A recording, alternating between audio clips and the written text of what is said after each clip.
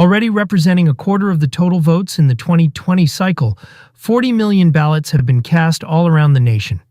Republicans are overperforming expectations, as registered Republicans vote early or return mail-in ballots at an unusually high rate, you have most likely heard.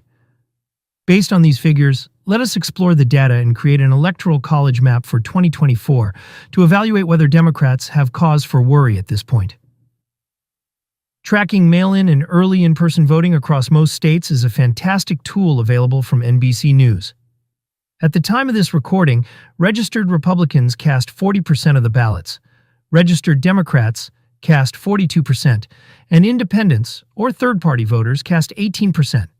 Early on, Democrats clearly have a small edge. Historically, they prefer mail-in and early in-person voting. Republicans often show up more on Election Day itself. Having said that, the real surprise is how small the gap is. Hence, instead of basing our estimates on these figures at face value, we will probe demographic trends, polling data, and prediction markets to better understand possible outcomes. Let us start now. First, NBC News does not have early voting data for the 4 states, Missouri, Kentucky, Mississippi, and Alabama, which are already clearly marked as solid Republicans on this map since the states have not reported any results. Each of these states, however, voted for Donald Trump by at least 15 points in 2020. Once all the votes are tallied, there is no reason to doubt they will support him by a great margin once more. I'll skip a thorough examination of every safe state for every candidate to keep things moving.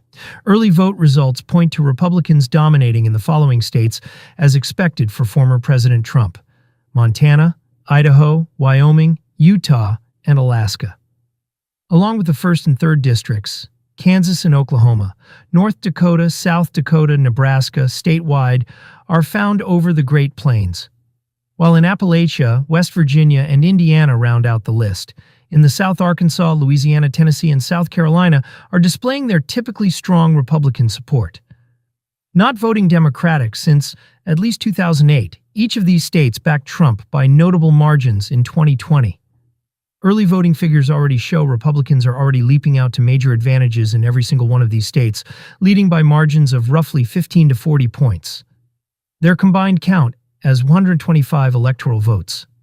Remember, the magic number required to guard the White House is 270. Regarding Kamala Harris, Democrats also hold strong early leads in several deep blue states.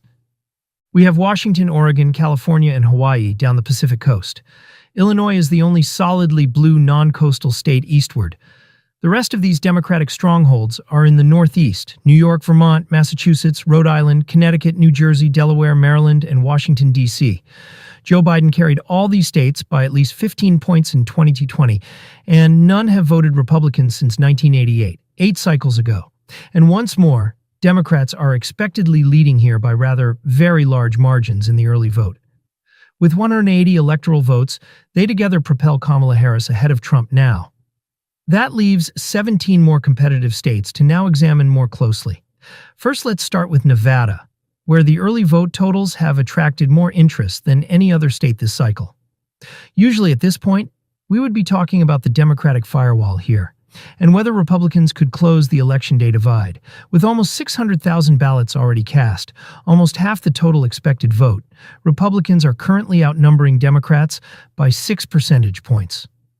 Arguably, this early campaign data point for Kamala Harris raises serious concerns.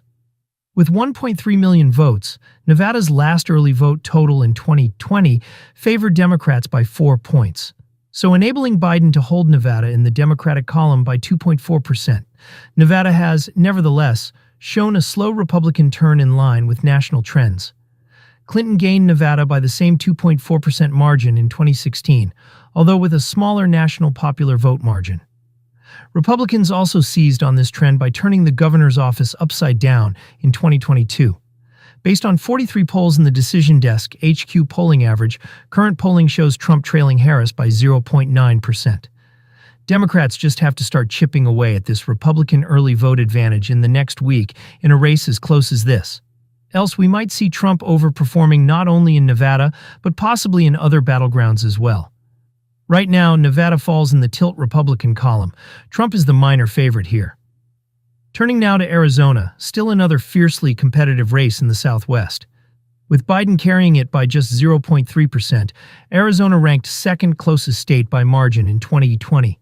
The fast expansion and diversification of Maricopa County, which includes the Phoenix metro area, helps to explain his success.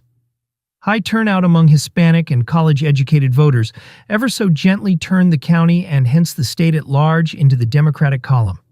Now, early vote numbers show Republicans are on track for a strong showing here again, leading Democrats by 6 points among the 1.2 million mail-in and early in-person votes cast, currently at 42% Republican to 36% Democrat. Out of the 2.8 million early ballots returned, Republicans led Democrats by only 3